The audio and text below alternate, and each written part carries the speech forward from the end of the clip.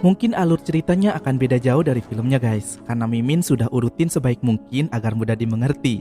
Kalau kalian ikut filmnya, dijamin bakal pusing sih guys, karena skinnya lompat-lompat. Di filmnya diawali dari tahun 2011, tapi Mimin langsung akan mundurin ke 8 bulan sebelumnya, di mana seorang gadis desa yang cantik bernama Yulia, anak dari salah satu suku Dayak yang sangat terkenal di Kalimantan, berkeinginan untuk melanjutkan pendidikannya ke ibu kota demi menggapai cita-cita mulia, yaitu ingin memajukan desanya yang tertinggal. Hal tersebut disambut gembira oleh keluarganya, lalu melakukan ritual untuk melepaskan kepergian Yulia. Ayahnya memberikan sebuah kalung mistis berkekuatan magis yang biasa disebut kalung penyang untuk melindungi Yulia dari segala kejahatan. Nah, di Jakarta, Yulia tinggal dengan salah satu kerabat mereka, tantenya Yulia yang bernama Destia. Di kampus, Yulia sering diolok-olok oleh teman-temannya karena penampilannya yang kuno. Tapi Ratna, si mahasiswi paling populer di kampus dan gengnya, membungkam mulut mereka dan membela Yulia.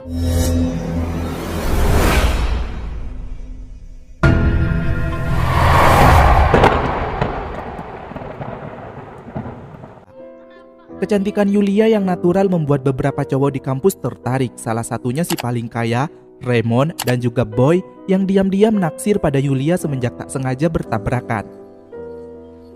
Suatu malam, Raymond bahkan nekat mendatangi rumah Yulia diam-diam dengan niat akan menidurinya. Tapi beruntung kalung penyang pemberian ayahnya Yulia berhasil menggagalkan niat jahat Raymond dengan melemparkan kursi, kemudian membanting tubuh Raymond keluar jendela dari lantai 2. Keesokannya, Aryo yang baru pertama kali melihat Yulia juga merasa tertarik padanya. Raymond pun memberikan tantangan pada Aryo, jika berhasil menidurinya dalam waktu 1 minggu, maka dia akan memberikan Aryo 250 juta. Buset, dari mana uang sebanyak itu mas? Anaknya Dirjen Pajak lu mon. Aryo pun langsung mencoba mendekati Yulia di dalam lift sambil membawa bunga. Namun gak seperti cewek-cewek lain, Yulia gak tertarik sama sekali. Dan itu membuat Aryo jadi semakin penasaran dan merasa tertantang. Aryo pun mengungkapkan kekesalannya pada 2 sahabatnya, yaitu Hendra dan Lucky. Nah, karena Aryo tahu Ratna sedang dekat dengan Yulia, dia pun meminta bantuan Ratna agar membantunya untuk PDKT dengan si Yulia. Aryo memberikan imbalan sejumlah uang dan ingin mendapatkan informasi tentang Yulia dari Ratna. Hari-hari berikutnya, Ratna jadi semakin dekat dengan Yulia. Mereka sering jalan dan bermain bersama. Bahkan Ratna sudah berhasil mengambil hati Yulia, sehingga Yulia gak malu-malu lagi untuk berbagi cerita.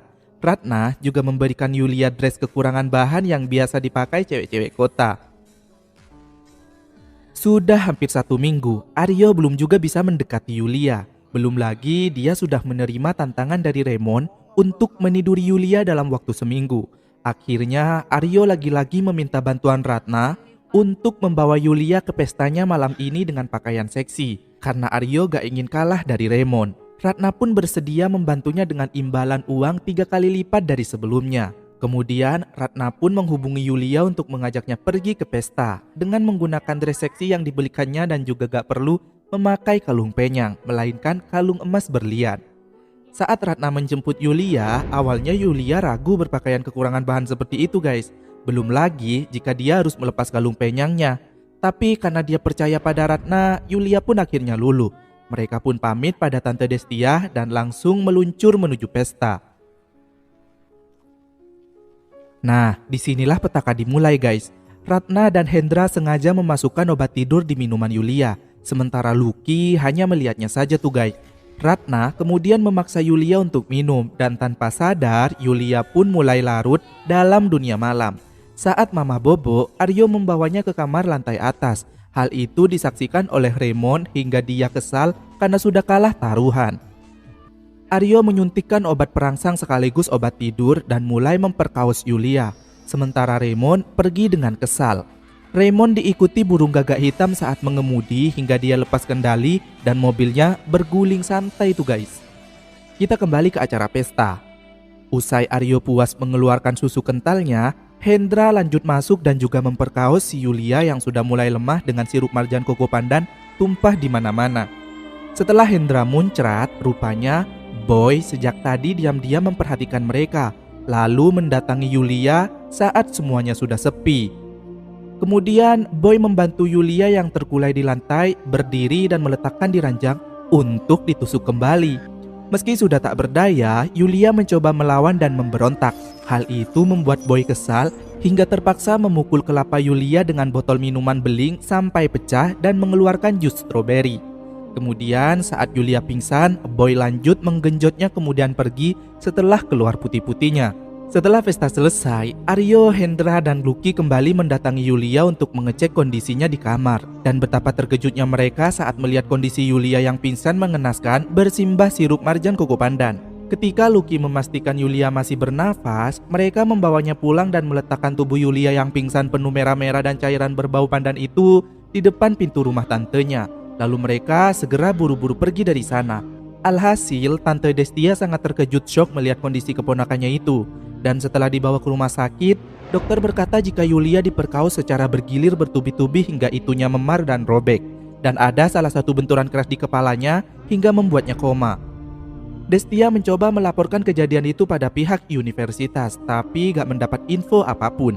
Karena kegiatan yang dilakukan di luar universitas bukan tanggung jawab pihak kampus. Dan ternyata guys, pihak kampus itu sudah mendapat sogokan dari Aryo sehingga mereka menutup-nutupi dan justru nge-backing si Aryo. Destia pun menghubungi keluarganya yang ada di Kalimantan. Ayah, ibu, dan kakak perempuan Yulia pun datang dan sangat syok mengetahui apa yang sudah dialami Yulia. Berbulan-bulan kemudian, Yulia dinyatakan hamil. Hal itu membuat Destia terkejut. Bagaimana mungkin orang koma bisa hamil? Namun dokter berkata itu mungkin saja, apalagi jika janinnya kuat. Semakin hari perut Yulia semakin membesar. Setelah kandungannya berusia 8 bulan, malam itu Yulia tersadar. Tentu saja terkejut mengetahui dirinya hamil. Dan dia mengingat apa yang sudah dialaminya. Juga bagaimana kejadian memilukan itu berawal. Termasuk janji-janji manis Ratna yang berkata akan menjaga Yulia sebelum pergi ke pesta. Karena Yulia merasa malu menanggung aib dan gak bisa menjaga nama baik keluarga juga leluhurnya, akhirnya Yulia memutuskan untuk bundir dengan melompat dari lantai atas gedung rumah sakit dan mendarat tepat di hadapan keluarganya yang baru saja kembali. Semuanya pun menangis sedih, histeris, dan syok. Karena merasa sakit hati anaknya diperlakukan seperti itu hingga meninggal dengan cara yang amat mengenaskan, ayahnya Yulia akhirnya mengutuk siapapun yang terlibat dalam peristiwa pemerkosaan anaknya itu. Jasad Yulia pun dibawa ke Kalimantan dan dikuburkan menurut adat. Usai upacara pemakaman, malam harinya keluarga Yulia berkumpul dan melakukan ritual pembalasan menggunakan kuyang. Nah, sejak itu siapapun yang terlibat akan mendapat teror dari si kuyang, burung gagak hitam, dan juga penampakan hantu Yulia. Dimulai dari Ratna yang tiba-tiba mendapat telepon dari Yulia dengan nada tertawa, cekikikan sebelum muncul sosok menyeramkan di ponselnya. Aryo yang sering melihat penampakan Yulia berwajah mengerikan dan juga Hendra yang mengalami kejadian-kejadian tak masuk akal. Ratna pun menegur Aryo dan mengembalikan semua uangnya sekaligus mencacinya. Lalu Aryo meminta Lucky agar menenangkan Ratna yang emosi. Lucky pun membawa Ratna pergi dan mengantarnya pulang. Saat lagi mandi, Ratna mendapat gangguan lagi, mulai dari air yang banyak belatungnya, pintu dibanting, dan juga melihat penampakan. Beruntungnya si Lucky belum pulang tuh guys dan menenangkan Ratna. Ratna pun cerita pada Lucky jika sekarang dia sadar bahwa uang bukanlah segalanya dan Lucky berjanji akan selalu menemani Ratna. Boy yang lagi di kampus juga mengalami kejadian aneh tuh guys. Tiba-tiba semua kursi di kelasnya jadi berantakan. Aryo kembali mendapat gangguan. Sosok itu menyiksa Aryo tapi ternyata itu hanya mimpi. Kemudian saat tidur lagi, dia mengeluarkan belatung dari hidungnya. Tapi ternyata lagi-lagi itu hanya mimpi. Saat mencoba tidur lagi, cewek di sampingnya berubah jadi hantu dan mulai mencekik Aryo. Lalu memuntahkan belatung dan nanah ke wajahnya. Tapi lagi-lagi itu hanya mimpi, astaga. Capek banget gue sumpah.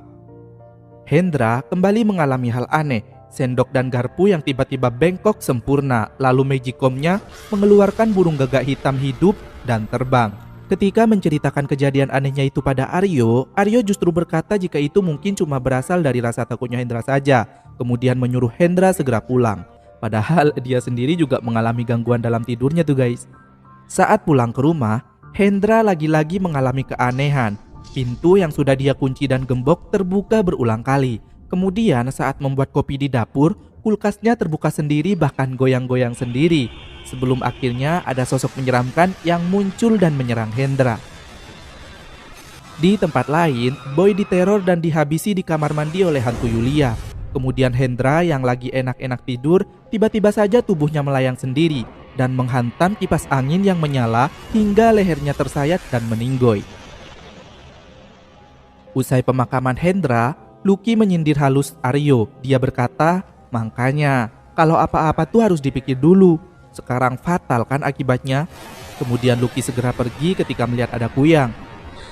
Ratna yang sudah gak tahan dengan teror-teror yang dia alami mencoba datang ke dukun. Si dukun berkata jika ada satu kutukan yang mengancam hidupnya. Dukun itu memberikan 2 ayam cemani dan memintanya agar dipotong lalu jus merahnya diminum. Sementara bangkainya harus dikubur di halaman rumah. Aryo yang lagi ada di bar mendapat gangguan dari sosok menyeramkan berwajah hancur. Lalu saat akan pulang, Aryo diikuti Kuyang. Kemudian mendapat telepon dari Ratna yang mengabari jika dia sudah menemukan cara untuk menghalangi teror dari sosok itu, yaitu ayam cemani tadi guys.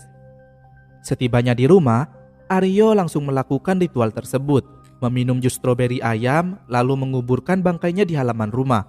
Namun tetap saja, teror demi teror masih mereka alami. Raymond yang gak ikut memperkaos pun juga diteror sama Kuyang tuh guys, karena dia juga berhati buruk dan sempat berniat jahat pada Yulia. Mereka bertiga, Aryo, Ratna, dan Lucky kembali mendatangi si dukun dan setelah diterawang lebih jauh, ternyata suku Dayak menggunakan Kuyang untuk membalaskan dendam pada mereka yang sudah membuat Yulia meninggal. Dan si dukun menyarankan agar mereka menemui temannya, yaitu dukun kedua yang berdarah Dayak. Saat mendengar ceritanya, dukun kedua tersebut tentu kesal juga atas perbuatan mereka yang kayak binatang dan sudah merusak tatanan adat mereka sehingga mereka menjadi murka. Si dukun bersedia membantu mereka karena atas dasar kemanusiaan aja. Dia akan berusaha semaksimal mungkin tapi gak bisa janji akan berhasil. Dukun itu akan memanggil Kuyang itu untuk merasuki dirinya dan memohon pengampunan atas nyawa mereka semua. Dan nanti saat ritualnya berlangsung, mereka diminta supaya gak takut karena jika takut Kuyang bisa membunuh mereka semua. Tapi itu menyeramkan Bu Dukun, tentu saja mereka takut hingga akhirnya Kuyang itu mengamuk dan ritual itu pun gagal. Kuyang itu merasuki Aryo lalu melempar Ratna keluar jendela bersamanya sebelum akhirnya mengambil pecahan kaca dan Aryo menyayat lehernya sendiri. Innalillahi wa inna ilaihi raji'un. Bye-bye Aryo dan kedua dukun. Ratna terbangun di rumah sakit dan Lucky menemaninya lalu mereka cipokan. Kemudian mereka ingat pesan terakhir si dukun pertama, jika ritual itu gagal, maka jalan satu-satunya mereka harus mencari kuburan Yulia dan menuangkan air suci ke jasadnya. Langsung aja tuh mereka OTW ke Kalimantan mencari kuburan Yulia. Dan hebatnya mereka langsung tahu lokasinya guys. Padahal kan Kalimantan itu luas ya kan. Dan mereka juga kayaknya gak deket-deket amat sama Yulia sampai tahu lokasi kampung halamannya ya kan. Oh, dasar film. Mereka mulai menggali kuburan Yulia dan tentu saja dibuat sedramatis mungkin. Dan tidak semudah itu Ferguson. Padahal cuma nuangin air aja ya kan. Tapi adegannya Masya Allah, berasa kapal di laut akan tenggelam guys. Penuh perjuangan. Bahkan si Ratna ini ditarik masuk ke dalam peti. Untungnya ada Lucky yang alim dan berhasil menyelamatkannya. Kemudian Ratna langsung ada di rumah sakit lalu kesurupan. Lucky yang melihat Ratna gak ada di kasur pasien terkejut ketika Ratna muncul dari atap dan menyerangnya. Lucky yang alim ini auto baca ayat kursi guys dan Ratna pun tenang. Tapi tiba-tiba Lucky pun pingsan dan Ratna yang ketakutan mencoba kabur. Tapi sosok tak kasat mata menarik rambutnya menuju ke atap gedung rumah sakit dan melempar Ratna hingga jatuh dari lantai atas seperti Yulia. Beberapa hari kemudian, Lucky mendatangi rumah Destia di mana di sana juga ada keluarga Yulia. Lucky meminta maaf atas apa yang terjadi. Kakaknya Yulia pun tidak bisa menahan emosi, bahkan hendak berniat menghabisi Lucky. Namun ayah Yulia yang baik hati berkata jika dia sangat menghargai keberanian Lucky. Tapi nyawa memang harus dibalas nyawa. Lucky pun langsung bersujud mohon ampun dan bersumpah jika dirinya gak pernah menodai Yulia. Namun sangat meminta maaf karena dirinya gak bisa menghalangi teman-temannya. Destia pun berkata jika mungkin Lucky sudah berkata jujur dan biarlah hukum negara yang menghukumnya. Ayah Yulia pun memaafkannya dan berkata jika orang Dayak bukanlah orang barbar. Semua itu terjadi karena mereka sudah melanggar adat dan norma suku Dayak. Dan ayahnya Yulia juga menegaskan jika suku Dayak sebenarnya cinta damai. Dan karena Lucky sudah datang baik untuk meminta maaf, dia pun akan dimaafkan. Tapi Lucky harus datang ke Kalimantan untuk mengadakan ritual mensucikan diri. Meski kakaknya Yulia menantang, ayahnya sangat tegas bahwa Lucky datang dengan niat baik. Jadi mereka harus memaafkannya agar arwah Yulia juga tenang di alam sana. Ritual pun dimulai dan alhamdulillah Lucky si alim ini akhirnya selamat. Untung lu gak saknean Ki kayak yang lain. Adegan pun berakhir dengan sebuah pesan. Semua perbuatan baik akan membuahkan kebaikan, dan setiap perbuatan buruk akan membuahkan malapetaka. Dan akhirnya tamat. Gimana? Sudah paham kan sama ceritanya guys? Oke, sampai ketemu di video berikutnya dan bye-bye.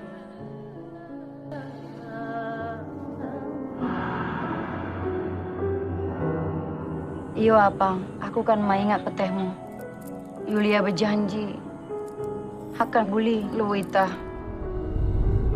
Jangan Ratna, aku takut kena tulah.